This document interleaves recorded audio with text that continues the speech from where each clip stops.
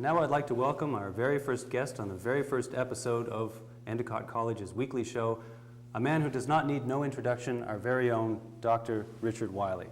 President Wiley, thank you for coming. It's a privilege being here. Thank you, Michael. Now, I should say that as a generous sponsor of the weekly show, not to mention my boss, it's awkward for me to ask any embarrassing personal questions, so let's just skip right to the political, if that's all right with you. Sounds fine. Now, this is my first real TV interview, so I've been practicing watching cable news to try and get it right, to try and get the appropriate level of rigor and engagement with the real political issues of the day. So my first question is the American system great or what? Oh, of course it's great. It is the best. Does it have its faults? Absolutely. But it's one of those systems that constantly needs to be adjusted and tweaked. It bounces back. It does. I think the biggest question is, are we going to allow it to bounce back? Right. Are we flexible and versatile enough to really recognize that we've got a great Constitution, but that it needs some little love and care? Right. Well, it's nice to hear somebody talking about the Constitution other than Ron Paul, so I appreciate that little unsolicited plug there. You've lived all over the world. You've lived in many places, you've done many jobs, you've seen many important political changes in your time. Have you ever seen a situation like it is today? Is it worse now than it's been in the past? Or is this just par for the course? I think it is worse. I remember being in Japan when Bill Clinton just took over as the president of the United States, and he said that the Japanese lie. And what he meant, because they kept saying this coming yes. from Bill Clinton. Yes, they kept he saying could learn a thing yes, or two. yes, yes, and the Japanese took it, and Bill Clinton took it as they don't really tell you the truth, but he didn't understand the culture. There were examples of that. Today, it's just run rampant across the world, and that's really concerning. Yeah, of course, Bill Clinton sat there and said is, and didn't really mean it either. That's right. That's another show. Well, in these troubled times, we've never seen anything like this. What kind of leader do you think America needs at this moment? I think that's probably the toughest question. What kind of a leader? If I were to get my wish of what the leader would be, I think it is a uniter. It is somebody like a Ronald. No, we tried that. Well, yeah. It is somebody like a Ronald Reagan who can inspire people. But that's not going to be enough if we don't have somebody that can deliver. That's somebody that can understand human nature and the differences in cultures and language and religions and belief. We're going to fall farther and farther behind. Right. So it is a charismatic leader, but it is somebody who has substance and courage. Right. Well, as you know, Barack Obama got in trouble recently for talking about Ronald Reagan as an inspirational leader. So let's move to the substance. What sorts of issues do you feel are the most important issues facing the nation today? I think it's from where you sit. Obviously, we've got a tough economy, and we've got to get out of this recession. We need to avoid something much more serious. More than anything else, I think we need to gain some respect around the world. That the United States can't be the savior of everyone, but it has to be somebody that shows true understanding, compassion, and willingness to support different regimes. Not everything should be a democracy. There are some great leaders who may have been called dictators. Haile Selassie one, I worked for him. He had a benevolence about him too. So part of it gets down is what's best for each country, not what's best for everybody. Right.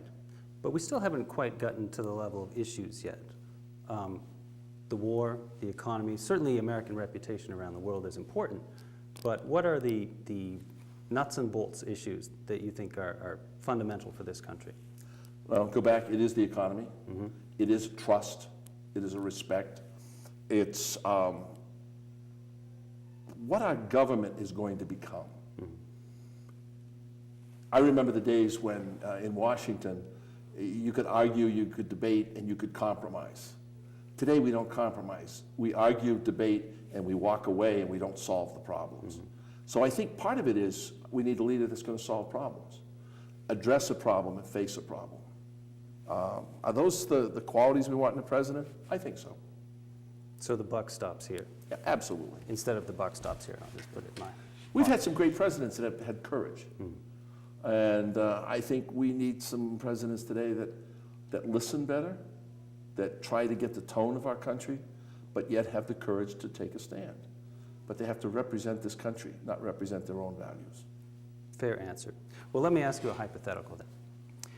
If you were the president, now you are the president, but if you were a real president, I mean, if you had real power, let me just ask the question. Fine. If you were the president, how would you address the issues facing the country? What would you do? Boy, that's a good question. I wish I knew. I wish I knew what how to solve some of the problems we're in. I do believe that the economy has to be driven by its businesses and by its industries, and that we're trying to finagle it and manipulate it too much. I think we're going to go through recessions and we're going to go through growth, but we've got to allow the economy to develop itself and not be overly controlled. I think that we've got to make a decision on Iraq. I think we've got to get out of Iraq. But we've got to find a way to make sure that country can stay whole. We made a terrible mistake in not building a coalition and not having other countries really a part of that system. Somehow we've got to find a way to try to build it. Now maybe that's Hillary Clinton saying the sky's going to open up and we're going to have paradise and things like that. But I do believe that coalition has to happen. We can't be out alone. We've got to build some things. I think the third is, I think we've got to build a tremendous economy in Central and South America and Mexico.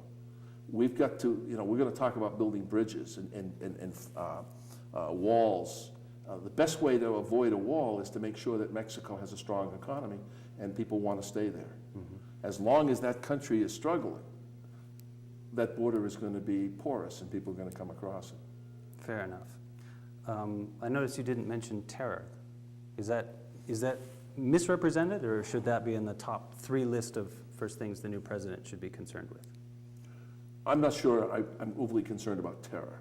I'm concerned with national defense, but I'm also concerned the fact that if we build a little bit more respect in coalitions, we have a better chance to deal with it. If we're standing alone, then we're the subject of terrorism. Yeah, I sometimes thought it'd be more useful to talk about human security instead of national security, that it's broader than that. Last question, not really a question. I know you're very involved with students. You've been involved with students and learning all your life. And because we're operating under the rubric of political engagement, I wonder if you had any advice to students in these sometimes dispiriting or cynical times about how to believe in the system, how to get involved in a way that's meaningful. That's a great question. We certainly had a student here a year and a half ago who wrote an essay. It appeared in the Globe, and then it got repeated in the Herald Tribune in London. She had an impact because she had a voice. And I think if we can look at people like Victoria and realize that you have a voice and you have an opportunity and you have to speak out. But it's being informed. Victoria was informed. She read a lot, she studied, and she had a passion for something. She had a passion for dissent is patriotic, looking at your button. She was a dissent. She believed that dissent opened up dialogue and discussion. So what's my advice to students? It's clearly to become involved, to let your voice be heard. How do you feel about Obama wearing Somalian clothing? Does it bother you? If it does, say something. If it doesn't, say it. We're too silent. So what's the message? Become involved. It's all I can say. Right, and take the work. Get the ideas and be willing to work to stand up and say what you believe in. Good. Thanks for your perspective. Oh, my pleasure. Thank you for being here. Thank you for this the invitation. opportunity. Great. And we'll be right back. Thank you.